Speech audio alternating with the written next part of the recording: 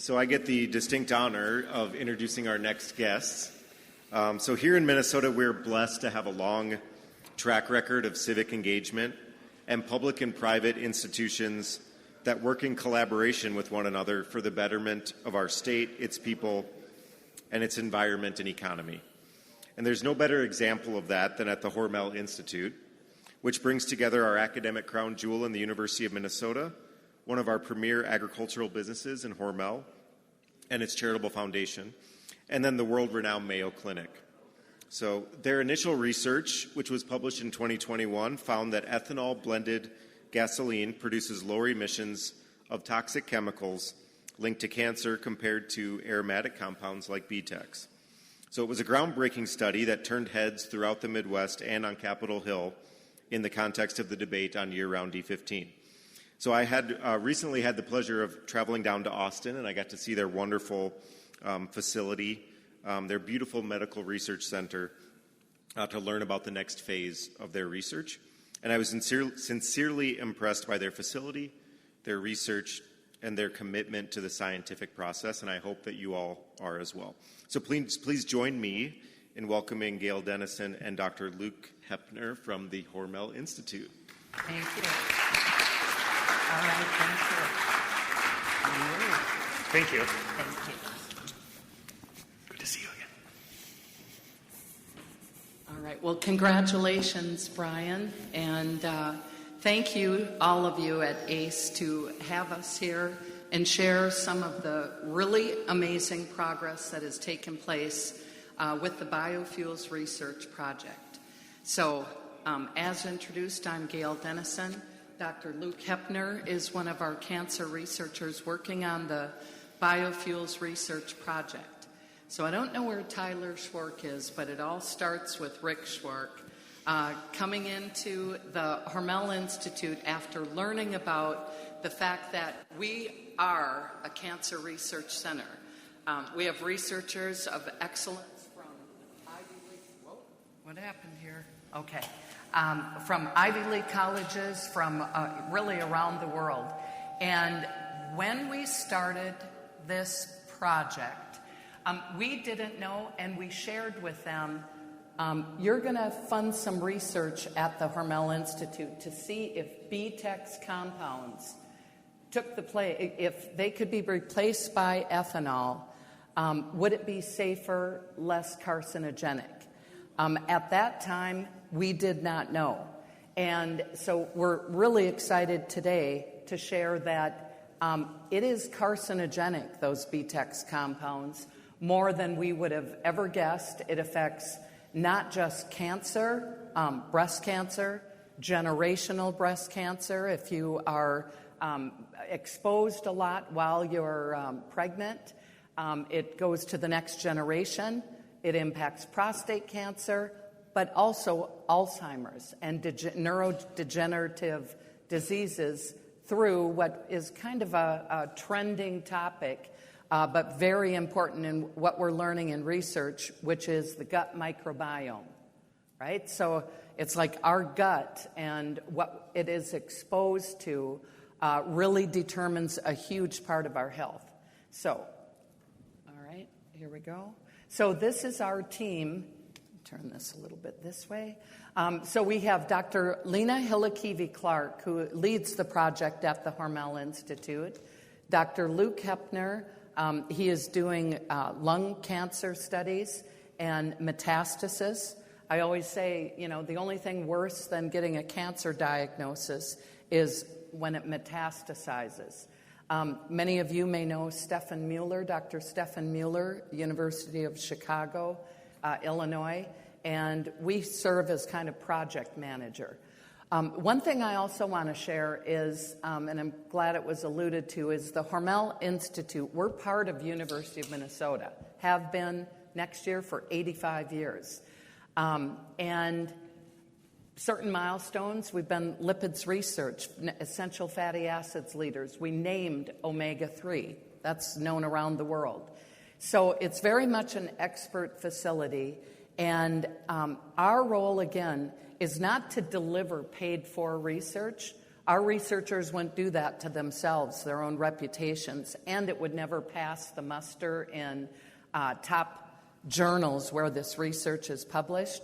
But we're so excited to be here today, and wherever the California person is, we have a lot that is ahead that will be with some major institutions in the state of California. If they don't listen in terms of market share, capturing a greater share of the ethanol, if they don't listen to prices, if there's a concern about how does this work with my vehicle, one thing people all care about is, wow, is this going to impact my risk of cancer? Is this going to lead to early Alzheimer's if I work at an airport? This affects all industries surrounding transportation. So we've truly been around the world with this project. Just got back from Mexico City just about a month ago or so. That country, by the way, way behind anything in terms of ethanol use. But we met with the equivalent of their top government officials at their, let's just say, National Institutes of Health and places like that. They're very interested in growing the ethanol and looking at these types of toxins and carcinogens. A city like Mexico City, I think it's one of the largest cities in the world, most populated, and almost zero ethanol. It's mind-blowing. So, all right, so I've already talked a little bit about the impact of biofuels research. One important, for the state of Minnesota at least, Amy Klobuchar is a big fan, Senator Amy Klobuchar, a huge fan of the Hormel Institute, and she was so excited in her last visit knowing that we're doing this biofuels research. So the impact of what we do and how we share it with the network, let's just say the stakeholders of the Hormel Institute, is very expansive. We always share that all of you are helping fund this research. And what I missed saying before is the Institute has funded as much of our own funding into this project. So this is not just, you paying for something. We're heavily invested. As you might know, when we started out, we were going to look at BTEX compounds. Benzene, of course, is already regulated, but what about the other compounds? And again, at the beginning, it was, we don't know. We might find out they're, no problem at all. And so we began our quest in studying these other compounds. All right, I'll skip past that. So I've talked again about the impact to the ethanol industry, but people really care about how dangerous is what I'm breathing. We know that there are epigenetic carcinogenic factors in our society because younger and younger people are getting lung cancer, breast cancer. We hear all the time, never smoked, rarely drank, and cancer rates are going up. So between diet, the gut microbiome, the resistance to cancer and neurodegenerative diseases, a lot of things are negatively impacting our health. And we have multiple publications. This is what you then will be able to research and, can take it to wherever your needs are. For example, California, sharing our research. But we're on the quest now of completing and taking to the next stages the research. But we know you need published data, and so that is our number one goal. And many publications are in the works right now. So now we're going to hear from a scientist. So if you don't understand everything he says, there's a big group of us that don't. But he's highly one of our top researchers at the Hormel Institute. He joined us from Mayo Clinic. He is extremely excited, as I know he'll share, about this research. And additionally, the Institute has a big vision of where we're going to take this that will serve the industry, but it'll also serve cancer research and the discoveries. So that'll be national partners, and so let's let Dr. Luke Hoeppner talk about his research.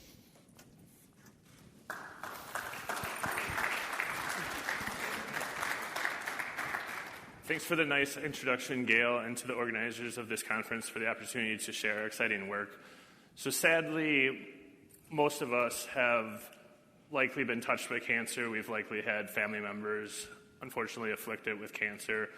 And one of the best ways to prevent cancer is to find ways that we can learn what the risk factors are for cancer and how we can prevent that cancer. So it's much more efficient to prevent cancer than to treat cancer.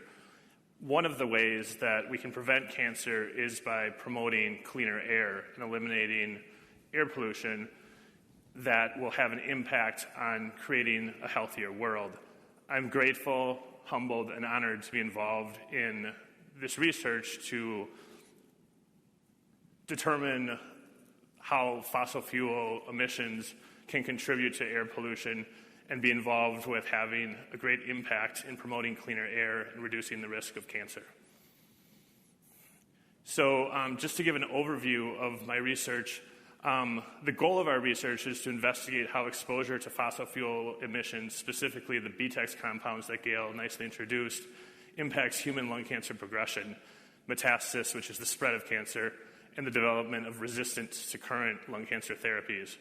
So our prediction or our hypothesis is that exposure to fossil fuel emissions, specifically the BTEX mixtures, accelerates human lung cancer progression, promotes metastasis or the spread of cancer, and stimulates the development of therapy-resistant lung cancer. So today I'm going to talk about two aspects of our current work, learning how does BTEX exposure affect lung cancer progression. So we've done several types of studies, some using human lung cancer cells as a model, where we expose these cells to chronic BTEX exposure and study parameters that are involved in cancer, which I'll go into later. And then secondly, we've implemented the use of BTEX inhalation chambers, where we have these custom-built inhalation chambers. They were built here at the University of Minnesota, and we implement them at the Hormel Institute, where we can expose animal models, in this case mice, who we've modeling human lung cancer in these mice in a variety of different ways, which I'll go into later, and we can look at how BTEX contributes to lung cancer progression. Secondly, we're working on determining how BTEX exposure can promote lung cancer metastasis. So does BTEX exposure accelerate the rate at which cancer spreads? And we've been doing studies where we implant human lung cancer cells into mice, and then we can remove that tumor and then study over the course of time using specific tracers how the lung cancer is metastasizing and whether the mice that are exposed to BTEX versus controls have a greater spread of cancer, essentially. And then, excitingly, we're also modeling this in zebrafish. So we can actually implant human lung cancer cells into the hearts of zebrafish and watch how these lung cancer cells spread throughout the body in zebrafish that are exposed to BTEX compounds, which I'll discuss in detail. So just to provide an overview of some of the exciting work that we've achieved, we've generated new data showing that BTEX exposure increases cancer-causing DNA damage in human lung cancer cells, which I'll share in the next slide. We've also shown that BTEX exposure disrupts the regulation of the cell cycle, which is involved in the regulation of normal cell growth. So when cancer occurs, it's when cells lose those normal controls. So BTEX exposure disrupting the cell cycle has implications for the initiation of cancer, which is important. And then I'll also share some current animal studies that we've performed showing that mice that inhale BTEX have accelerated cancer progression. And then finally, I'll share with you our zebrafish model of human cancer metastasis, in which we show BTEX exposure promotes lung cancer spread. So as I mentioned, we exposed human lung cancer cells to BTEX, and we see an increase in cancer-causing DNA damage. So here we're seeing an increase in a protein called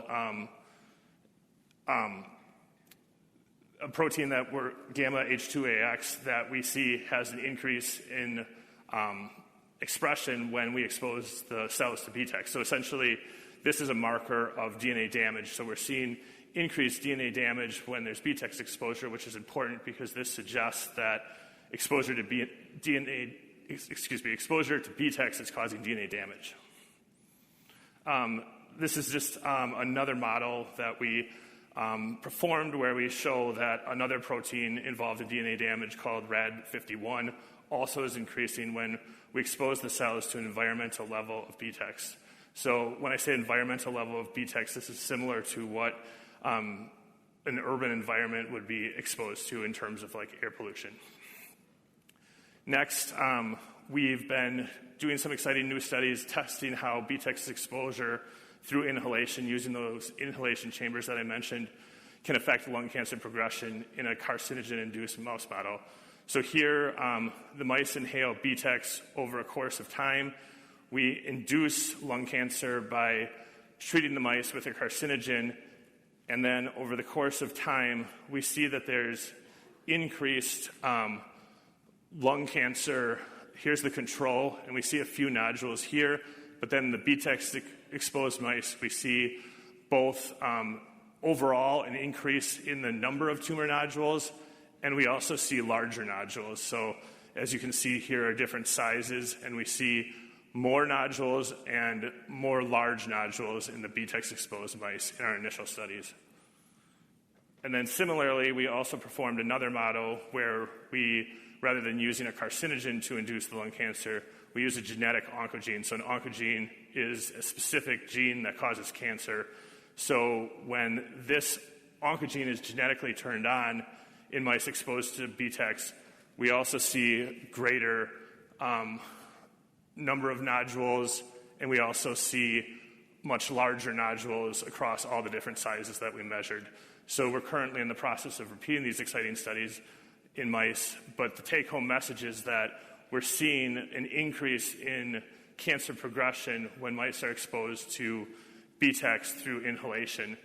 And we're currently performing studies and optimizing a technique that we can deliver ethanol to the mice as a control to show that ethanol is likely not having these effects, whereas the BTEX is. So we're currently working on studies to be able to use ethanol as a control along with air alone as a control. And then I also will share with you some work that we've done in terms of looking at cancer metastasis. So in the process of metastasis, you have a primary tumor, and that these tumor cells enter the bloodstream, and they can travel through the bloodstream, and then they can exit the bloodstream and colonize another site. So we're studying that process of the cells exiting the bloodstream in zebrafish. So as I mentioned, we've injected human lung cancer cells that are red, as you can see here,